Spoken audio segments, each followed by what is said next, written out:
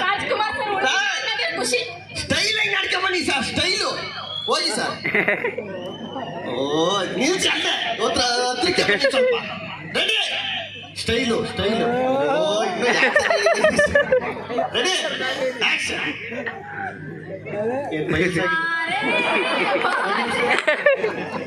ಏನ್ ಮಾಡ್ತಾ ಇದ್ದೀವಿ ಸರ್?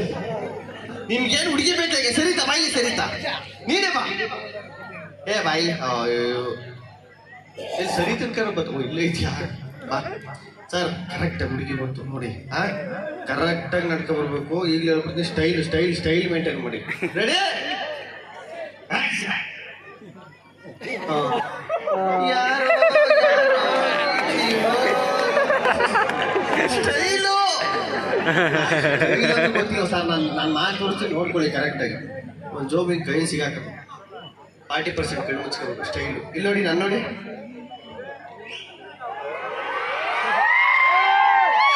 ಇದು ಸ್ಟೈಲು. ಇಲ್ಲಿ ನೀನು 90 ಹಾಕೊಂಡ್ ಬಂದಿದ್ಯಾ, ಅವರು ಗುಟ್ಕಾ ಹಾಕೊಂಡ್ ಬಂದಿದ್ದಾರೆ. ಅದಕ್ಕೆ ನಿಮಗೆ 40% ಕಣ್ಣು ಮುಚ್ಚಕ್ ಆಗ್ತಿದೆ, ಅವ್ರಿಗೆ ಆಗ್ತಾ ಇಲ್ಲ ಅಷ್ಟೇ. ಅಲ್ಲ ಏನ್ 90? ನಾನ್ 90 ಹಾಕೊಂಡ್ ಬಂದಿ. ಅಲ್ಲ ಏನ್ ನಮ್ಮನ್ನೇನ್ ಈಗ ಕುಡುಕ್ರು ಅಂತ ಅವಮಾನ ಮಾಡ್ತಾರಲ್ಲ ಇವರು. ಇವತ್ತು ಬಾರು ಬಿಜಿ ಆಗಿದ್ರೆ ಸರ್ಕಾರ ಬಿಗಿಯಾಗಿರೋದು ಹೌದಲ್ವಾ?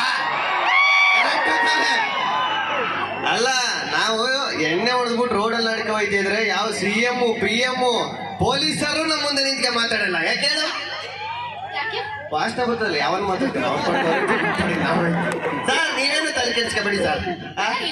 ಹಾಲು ಕುಡ್ದ ಮಕ್ಳೇ ಉಳಿಯಲ್ಲ ಅಂತ ಗೊತ್ತು, ಇನ್ನು ಎಣ್ಣೆ ಕುಡ್ದ ಉಳಿತಾರ ಅಂದ್ರೆ ಕುಡಿತೀರಾ? ಯಾಕೆ ಧೈರ್ಯದ ಮೇಲೆ ನೀವು ಬಿಯರ್ ಎಲ್ಲ ಕುಡಿತೀರಾ? ಅಲ್ಲ ಅಂದ್ರೆ ನೀವ್ ಹೆಣ್ಮಕ್ಳೆಲ್ಲ ಹಾಲು ತುಪ್ಪ ಎಲ್ಲ ಕುಡಿದು ಶಕ್ತಿಯಾಗಿದ್ದೀರಾ, ನಾವ್ ಎಣ್ಣೆ ಕುಡಿದು ವೀಕ್ ಆಗ್ಬಿಟ್ಟಿದೀವಿ ಅಂತ ಅಲ್ವಾ?